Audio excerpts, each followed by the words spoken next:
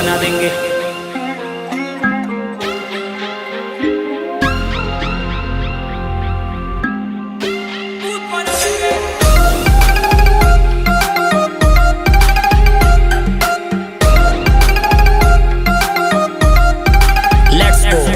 मार के गोली माथे रूट बना देंगे, तोड़ के शरीर संदूक बना देंगे, भूत बना देंगे। मार के गोली माथे रूट बना देंगे, तोड़ के शरीर संदूक बना देंगे। संविधान जो न माने उसका भूत बना देंगे, भूत भूत भूत भूत भूत बना देंगे। संविधान जो न माने उसका भूत बना देंगे, भूत भूत भूत भूत भूत बना देंगे। संविधान जो न माने उसका भूत बना देंगे।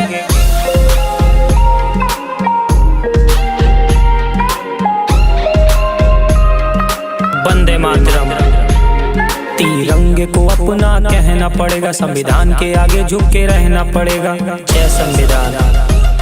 जिन्हें गलत गलत बोलने की ख्वाहिश है वो गंदी नाली की पैदाइश है। बाबा साहब को जो गलत बोले छोटे से हैं, लगता है मम्मी उनकी कोठे से हैं। मार के गोली माथे रूट बना देंगे, तोड़ के शरीर संदूक बना देंगे। संविधान जो न माने उसका भूत बना देंगे, भूत भूत भूत भूत भूत बना देंगे। संविधान जो न माने उसका भूत बना देंगे, भूत भूत भूत भूत भूत बना देंगे। संविधान जो न माने उसका भूत बना देंगे। पढ़ता लिखता देन संविधान के, पियता खाता देन संविधान के। जहाँ मन जाता देन संविधान के, देन संविधान के, देन संविधान के। बोले खाती बात हम हजार बोल दी, बोले खाती सबका गुनेगार बोल दी। बोले से होए कुछ बोला तो सही, खोपड़ी में बुद्धि बखोला तो सही।